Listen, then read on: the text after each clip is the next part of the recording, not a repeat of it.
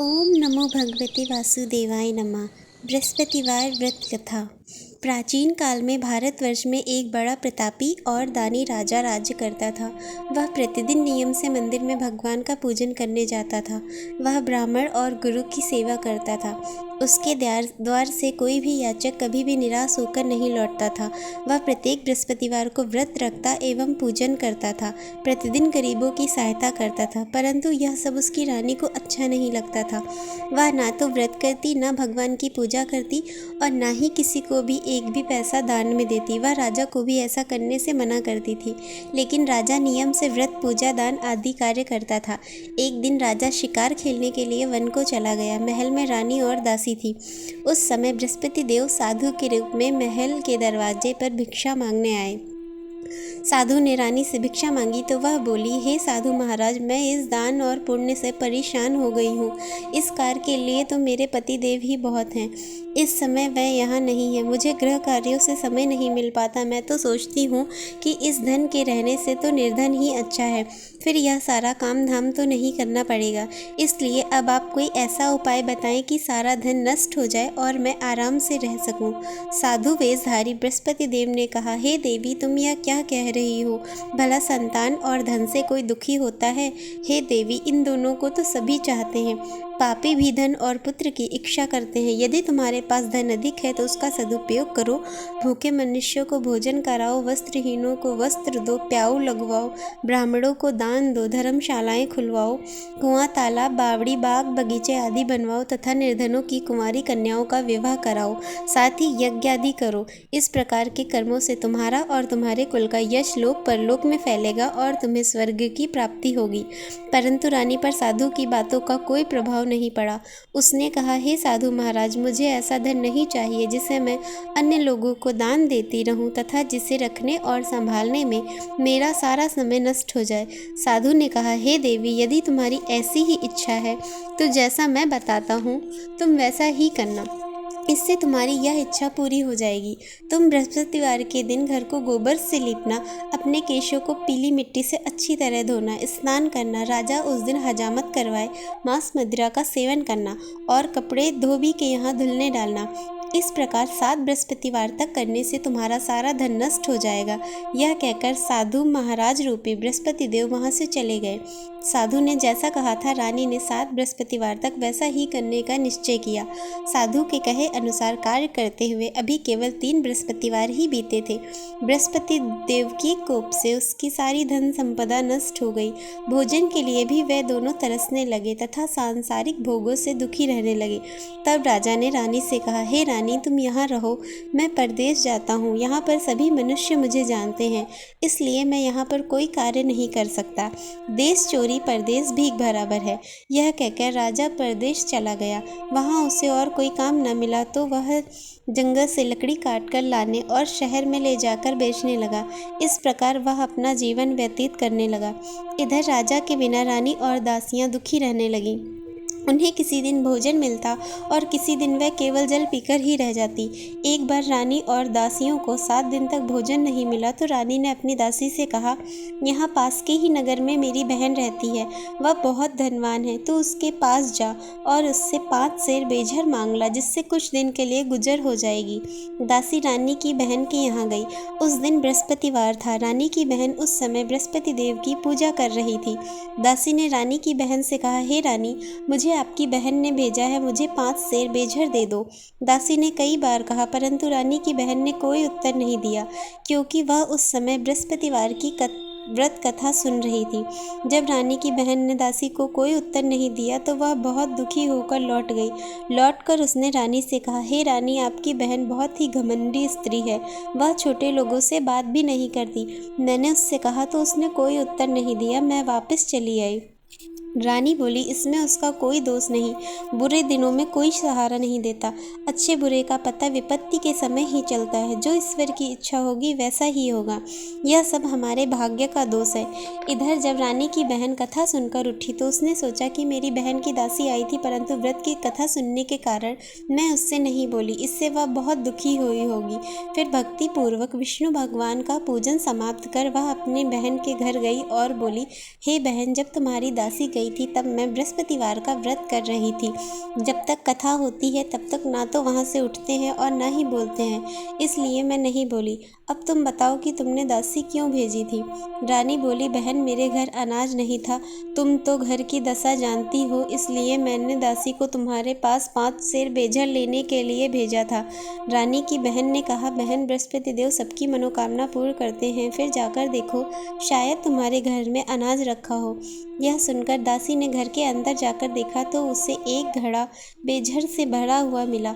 उससे बहुत हैरानी हुई क्योंकि वह पहले भी एक एक बर्तन देख चुकी थी। उसने बाहर आकर रानी को इस बारे में बताया। दासी ने अपनी रानी से कहा, हे रानी, देखो वैसे भी अन्न के अभाव से हम तो रोज ही व्रत करते हैं, इनसे व्रत की विधि और कथा पूछकर हम भी उस व्रत को किया करेंगे। दासी के ऐसा कहने पर रानी ने अपनी बहन से बृहस्पतिवार के व्रत के बारे में पूछा। उसकी बहन ने बताया, बृहस्पतिवार के व्रत में बृहस्पतिवार के दिन चने की दाल और मुनक्का से विष्णु भगवान का केले की जड़ में पूजन करना और घी का दीपक जलाना चाहिए, पीला भोजन करना चाहिए तथा कथा सुननी चाहिए। इस प्रकार करने से बृहस्पति देव प्रसन्न होकर अन्न, पुत्र और धन देते हैं तथा सारी मनोकामनाएं पूर्ण करते हैं। व्रत और पूजन की विधि बताकर रानी की बहन अपने घर लौट गई। रानी और दासी दोनों ने निश्चय किया कि वे बृहस्पति देव का पूजन जरूर करेंगी। 7 दिन बाद बृहस्पतिवार के दिन उन्होंने व्रत रखा। वे घुड़साल में जाकर चना और गुड़ बीन लाई तथा उससे चने की दाल बनाकर उससे व गुड़ से केले की जड़ तथा विष्णु भगवान की पूजा की। अब पीला भोजन कहाँ से लाएं, यह सोचकर दोनों बड़ी दुखी हुई, पर उनके व्रत करने के कारण बृहस्पति देव प्रसन्न थे। अतः वह एक साधारण व्यक्ति के रूप में 2 थालों में पीला भोजन लेकर आए और दासी को देकर बोले, यह भोजन तुम्हारे और तुम्हारी रानी के लिए है, तुम दोनों इसी भोजन को करना। दासी भोजन पाकर बहुत प्रसन्न हुई और रानी के पास जाकर बोली, रानी जी भोजन कर लो। रानी को भोजन के आने के विषय में कुछ भी पता नहीं था, इसलिए उसने दासी से कहा, जा तू ही भोजन कर, क्यों व्यर्थ में हंसी उड़ा रही है। दासी बोली, एक व्यक्ति भोजन दे गया है। तो रानी बोली, वह तेरे लिए ही भोजन दे गया है, तू ही भोजन कर। दासी ने कहा, वह व्यक्ति हम दोनों के लिए भोजन दे गया, इसलिए मैं और आप दोनों ही साथ साथ भोजन करेंगी। अब दोनों ने बृहस्पति देव को नमस्कार कर भोजन किया। उसके बाद वे दोनों प्रत्येक बृहस्पतिवार को बृहस्पति देव का व्रत और पूजन करने लगी। बृहस्पति देव की कृपा से उनके पास फिर से धन हो गया, परंतु रानी पहले की तरह आलस्य करने लगी। तब दासी ने कहा, देखो रानी, तुम पहले भी इसी तरह आलस्य करती थी और तुम्हें धन को रखने में कष्ट होता था, इसी कारण से सारा धन नष्ट हो गया। अब बृहस्पति देव की कृपा से फिर से धन मिला है तो तुम्हें पुनः आलस्य होने लगा। बड़ी कठिनाइयों के बाद हमने यह धन पाया है, इसलिए तुम्हें दान पुण्य करना चाहिए, भूखे मनुष्यों को भोजन कराना चाहिए तथा प्याऊ लगवानी चाहिए, ब्राह्मणों और दीनहीनों को दान देना चाहिए, कुआं, तालाब, बावड़ी आदि का निर्माण करवाना चाहिए, मंदिर, पाठशालाएं बनवानी चाहिए, निर्धनों की कुंवारी कन्याओं का विवाह करवाना चाहिए और धन को शुभ कार्यों में खर्च करना चाहिए, जिससे तुम्हारे कुल का यश बढ़े तथा तुम्हें स्वर्ग प्राप्त हो और पितर प्रसन्न हो। दासी की बात मानकर रानी इसी प्रकार सत्कार करने लगी। उसका यश चारों ओर फैलने लगा। उधर जब राजा परदेश गया तो वह वहाँ बहुत दुखी रहने लगा। वह प्रतिदिन जंगल में जाकर लकड़ियाँ बीनकर लाता और उन्हें शहर में जाकर बेच आता। इसी प्रकार वह अपने दुखी जीवन को बड़ी कठिनाई से व्यतीत करता था। एक दिन राजा दुखी होकर अपने बीते हुए दिनों को याद करके रोने लगा। तभी वहाँ बृहस्पति देव एक साधु के रूप में आए और राजा के पास आकर बोले, हे लकड़हारे, तुम इस सुनसान जंगल में किस चिंता में खोए हुए बैठे हो, मुझे बताओ। यह सुनकर राजा की आंखों में आंसू भर आए और वह साधु को प्रणाम कर बोला, हे प्रभु, आप तो सब कुछ जानते हैं। यह कहकर राजा ने साधु को अपनी सारी कहानी सुना दी। महात्मा जी ने राजा से कहा, हे राजा, तुम्हारी पत्नी ने बृहस्पति देव का अनादर किया था, जिसकी वजह से तुम्हारी यह दशा हुई। अब तुम किसी प्रकार की चिंता ना करो, भगवान तुम्हें पहले से भी अधिक धन देंगे। तुम्हारी पत्नी ने बृहस्पतिवार का व्रत करना प्रारंभ कर दिया है। अब तुम भी बृहस्पतिवार का व्रत किया करो और चने की दाल व गुड़ को जल के लोटे में डालकर केले की जड़ में पूजन करो। पूजन करने के बाद बृहस्पतिवार की कथा कहो या सुनो। बृहस्पति भगवान तुम्हारी सारी मनोकामनाओं को पूर्ण करेंगे। साधु की बात को सुनकर राजा बोला, हे प्रभु, लकड़ी बेचने पर मुझे इतना पैसा भी नहीं मिलता जिससे मैं भोजन करने के उपरांत कुछ बचा सकूं। रात को मैंने सपने में अपनी रानी को व्याकुल देखा है। मेरे पास कोई ऐसा नहीं जिससे मैं उसका समाचार जान सकूं। फिर बृहस्पति देव की क्या कथा कहूँ यह भी मुझे मालूम नहीं। साधु ने कहा, हे राजा, तुम किसी तरह की चिंता मत करो। बृहस्पतिवार के दिन तुम रोज की तरह ही लकड़ियाँ लेकर शहर जाओ। तुम्हें रोज से दुगना धन मिलेगा, जिससे तुम अच्छी तरह भोजन कर सकोगे तथा उससे बृहस्पति देव की पूजा का सामान भी आ जाएगा। बृहस्पति देव की कथा इस प्रकार है। प्राचीन काल में एक बहुत ही गरीब ब्राह्मण रहता था। उसके कोई संतान नहीं थी। वह नित्य पूजा पाठ आदि करता था, लेकिन उसकी स्त्री बहुत मलिन स्वभाव की थी। वह ना तो स्नान करती और ना ही किसी देवी देवता का पूजन करती। वह सुबह उठते ही सबसे पहले भोजन करती, बाद में ही कोई अन्य कार्य करती। इससे वह ब्राह्मण बहुत दुखी रहता था। वह पत्नी को बहुत समझाता, पर वह कुछ नहीं सुनती थी। भगवान की कृपा से ब्राह्मण की पत्नी के एक कन्या उत्पन्न हुई। बड़ी होने पर वह कन्या नित्य प्रातः स्नान करके भगवान विष्णु की पूजा करती और बृहस्पतिवार का व्रत भी करती। पूजा समाप्त कर विद्यालय जाती तो अपनी मुट्ठी में जौ भरकर ले जाती और विद्यालय के मार्ग में डालती जाती। वह सारे जौ सोने के हो जाते तो विद्यालय से लौटते समय उन्हें बीन कर घर ले आती। एक दिन वह बालिका उन सोने के जौ को सूप में फटक कर साफ कर रही थी। तभी उसके पिता ने कहा, बेटी, सोने के जौ फटकने के लिए तो सूप भी सोने का होना चाहिए।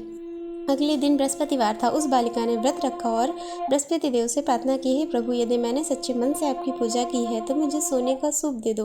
बृहस्पति देव ने उसकी प्रार्थना को स्वीकार कर लिया। प्रतिदिन की तरह वह बालिका जौ फैलाती हुई विद्यालय चली गई। विद्यालय से लौटकर जौ बीनते समय उससे बृहस्पति देव की कृपा से सोने का सूप मिल गया। उसे घर लाकर वह उससे जौ साफ करने लगी, परंतु उसकी माँ उसी तरह मलिनता से ही रहती। एक दिन वह कन्या सोने के सूप में उन सोने के जौ को साफ कर रही थी। उसी समय उस नगर का राजकुमार वहां से गुजरा। इस कन्या के रूप गुणों को देखकर वह उस पर मोहित हो गया। राजमहल लौटकर उसने भोजन और जल त्याग दिया और वह उदास होकर लेट गया। राजा को जब राजकुमार के अन्न जल त्यागने के बारे में पता लगा तो वह अपने प्रधानमंत्री के साथ राजकुमार के पास गया और बोला, हे पुत्र, तुम्हें क्या कष्ट है? किसी ने तुम्हारा अपमान किया या कोई और कारण? तुम मुझे बताओ, मैं वही करूँगा जिससे तुम प्रसन्न हो। अपने पिता की बातें सुनकर राजकुमार ने कहा, आपकी कृपा से मुझे किसी प्रकार का दुख नहीं है और ना ही किसी ने मेरा अपमान किया है, लेकिन मैं उस लड़की के साथ विवाह करना चाहता हूँ जो सोने के सूप में सोने को जौ साफ कर रही थी। यह सुनकर राजा को आश्चर्य हुआ और वह बोला, हे पुत्र, तुम ही इस तरह की कन्या का पता बताओ, मैं तुम्हारा विवाह उसी के साथ अवश्य ही कर दूंगा। राजकुमार ने राजा को उस कन्या के घर का पता बता दिया। प्रधानमंत्री उस लड़की के घर गया और राजकुमार की इच्छा के बारे में ब्राह्मण को बताया। कुछ ही दिन बाद ब्राह्मण ने विधि विधान के अनुसार अपनी कन्या का विवाह राजकुमार के साथ कर दिया।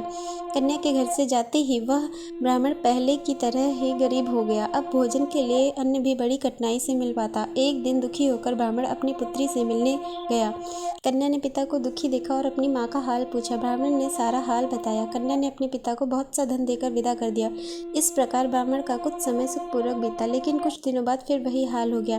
ब्राह्मण फिर अपनी कन्या के यहाँ गया और सारा हाल बताया तो उसने कहा, हे पिताजी, आप माताजी को यहाँ लिवा लाइए, मैं उन्हें यह विधि बता दूंगी जिससे हमेशा के लिए आपकी गरीबी दूर हो जाएगी।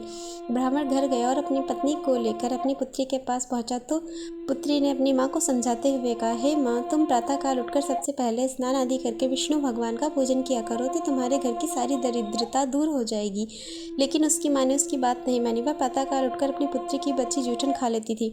एक दिन उसकी पुत्री को बड़ा गुस्सा आया और रात में उसने एक कोठारी से सारा सामान निकालकर अपनी माँ को उसमें बंद कर दिया। प्रातःकाल उसे निकालकर स्नान आदि करा के पूजा पाठ करवाया तो उस ब्राह्मणी की बुद्धि ठीक हो गई। अब वह नियम से पूजा पाठ करती और प्रत्येक बृहस्पतिवार को व्रत रखती। इस व्रत के प्रभाव से ब्राह्मण और ब्राह्मणी भी बहुत धनवान और सुखी हो गए तथा बृहस्पति देवता के प्रभाव से इस लोक का सुख भोग कर वे दोनों स्वर्ग को गए। इस तरह कथा कहकर साधु देवता वहां से अंतर ध्यान हो गए। धीरे धीरे समय बीतने पर फिर बृहस्पतिवार का दिन आया। राजा जंगल से लकड़ी काटकर उन्हें शहर में बेचने गया। उस दिन उसे बाकी दिनों से अधिक धन मिला। राजा ने चना गुड़ आदि लाकर बृहस्पतिवार का व्रत किया। उस दिन से उसके सारे कलेश दूर हो गए, पर अगले बृहस्पतिवार को व्रत करना भूल गया। इस वजह से बृहस्पति देव के नाराज हो जाने के कारण उसे बहुत कष्ट झेलना पड़ा। उस दिन उस नगर के राजा ने एक विशाल यज्ञ का आयोजन किया और अपने पूरे राज्य में घोषणा करवा दी कि कोई भी व्यक्ति अपने घर में भोजन ना बनाए और ना ही आग जलाए। सभी लोग मेरे यहाँ आकर भोजन करें। जो इस आज्ञा का पालन नहीं करेगा उसे फांसी की सजा दी जाएगी। राजा के आदेश के अनुसार राज्य के सभी निवासी राजा के भोज में सम्मिलित हुए, पर लकड़हारा थोड़ी देर से पहुंचा, इसलिए राजा उसे अपने साथ महल में ले गया। जब राजा लकड़हारे को भोजन करा रहा था तो रानी की दृष्टि उस खूंटी पर गई जिस पर उसका हार लटका हुआ था। वहाँ उसे हार नहीं दिखाई दिया। रानी ने सोचा, अवश्य ही मेरा हार इस लकड़हारे ने चुरा लिया है। उसने उसी समय सैनिक बुलवाकर उस लकड़हारे को बंदीगृह में डलवा दिया। जब लकड़हारा बंदीगृह में गया तो दुखी होकर सोचने लगा, न जाने किस जन्म में मैंने पाप किया था जो मुझे यह दुख मिला।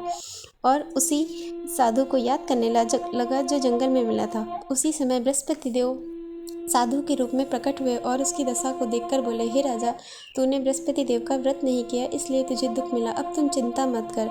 अगले बृहस्पतिवार के दिन तुझे इस बंदी गृह के द्वार पर 4 पैसे पड़े मिलेंगे। उनसे तो बृहस्पति देव का व्रत और पूजन करना तो तेरे सारे कष्ट दूर हो जाएंगे। अगले बृहस्पतिवार के दिन उसे बंदी गृह के द्वार पर 4 पैसे पड़े मिले। राजा ने पूजा का सामान मंगवाया और कथा कहकर प्रसाद बांटा। उसी रात बृहस्पति देव ने उस नगर के राजा को सपने में कहा, हे राजा, तूने जिस व्यक्ति को बंदी गृह में बंद कर रखा है वह निर्दोष है। वह एक अन्य नगर का राजा है, उसे छोड़ दे। रानी का हार उसी खूंटी पर लटका हुआ है। अगर तू उसे नहीं छोड़ेगा तो मैं तेरे राज्य को नष्ट कर दूंगा। प्रातःकाल उठकर राजा ने खूंटी पर हार को टंगा हुआ देख तो उसने लकड़हारे को बुलाकर क्षमा मांगी और राजा के योग्य सुंदर वस्त्र आभूषण देकर उसे विदा किया। इधर एक दिन रानी और दासी सोचने लगी, न जाने राजा किस हाल में होंगे, उनका कुछ पता नहीं। उन्होंने बृहस्पति देव से प्रार्थना की और भगवान ने रात में राजा को स्वप्न में दर्शन देकर कहा, हे राजा, उठ, तेरी रानी तुझे याद करी, अब तू अपने देश लौट जा। राजा प्रातःकाल उठकर सोचने लगा कि स्त्री जाति तो खाने और पहनने की ही साथी होती है, पर भगवान की आज्ञा को मानकर वह अपने नगर को चलने लगा। राजा जब नगर के पास पहुंचा तो उसे बहुत आश्चर्य हुआ। नगर में पहले से भी अधिक बाग, तालाब, कुएं, बहुत सी धर्मशालाएं और मंदिर आदि बने हुए थे। राजा ने पूछा कि बाग और धर्मशालाएं किसके हैं? तब नगर के सभी लोग कहने लगे, यह सब रानी और दासी ने बनवाए हैं। यह सुनकर राजा को आश्चर्य हुआ और गुस्सा भी आया। जब रानी ने यह सुना कि राजा आ रहे हैं तो वह अपनी दासी से बोली, देख राजा हमें बहुत बुरी दशा में छोड़ गए थे, वह हमारी ऐसी दशा देखकर लौट न जाए, इसलिए तू दरवाजे पर जाकर खड़ी हो जा। रानी के आदेश पर दासी दरवाजे पर खड़ी हो गई। जब राजा आए तो उन्हें अपने साथ महल में लिवा लाई। तब राजा ने क्रोध में रानी से पूछा, बताओ यह धन तुम्हें कैसे मिला? तब रानी ने उसे बताया कि हमें यह सारा धन बृहस्पति देव का व्रत करने के कारण प्राप्त हुआ है। अब राजा ने निश्चय किया कि 7 दिन बाद तो सभी बृहस्पति देव की पूजा करते हैं, पर मैं रोज दिन में 3 बार कथा कहा करूंगा तथा रोज व्रत करूंगा। अब हर समय राजा के दुपट्टे में चने की दाल बंधी रहती और वह दिन में 3 बार कथा कहता। एक दिन राजा ने सोचा कि अपनी बहन के यहाँ हो आऊँ। यह सोचकर राजा घोड़े पर सवार होकर अपनी बहन के यहाँ चल दिया। मार्ग में उसे कुछ आदमी एक मुर्दे को लेकर जाते हुए दिखाई दिए। राजा ने उन्हें रोक कर कहा, अरे भाइयों, मुझसे बृहस्पति भगवान की कथा सुन लो। वह बोले, लो, हमारा तो आदमी मर गया, इसे अपनी कथा की पड़ी है।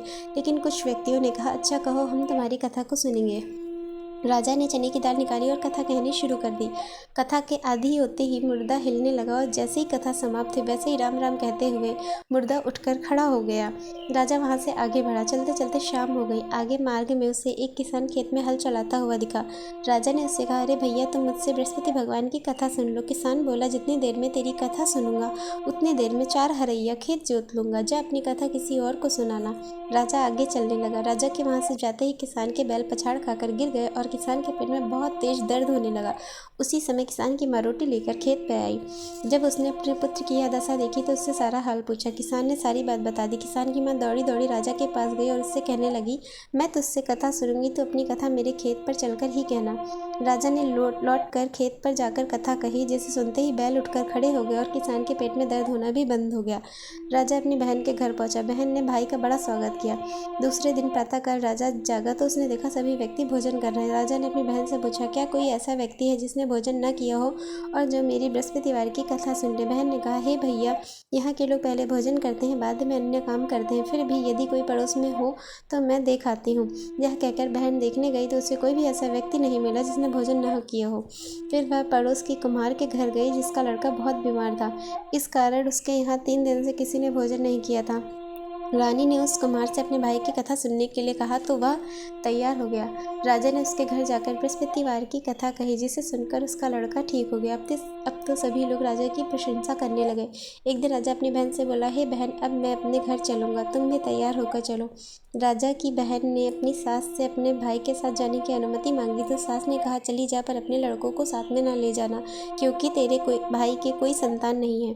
बहन ने अपने भाई से कहा, हे भैया, मैं तो चलूँगी लेकिन कोई बच्चा नहीं जाएगा। तो राजा बोला, जब कोई बच्चा ही नहीं जाएगा तो तुम ही चलकर क्या करोगी। दुखी मन से राजा अपने घर लौट गया। घर आकर राजा ने अपनी रानी से कहा, हम निसंतान हैं, इसलिए लोग हमसे परहेज करते हैं। वह भोजन आदि किए बिना ही सैया पर लेट गया। रानी ने कहा, हे प्रभु, बृहस्पति देव ने हमें सब कुछ दिया है, अतः वे हमें संतान भी अवश्य देंगे।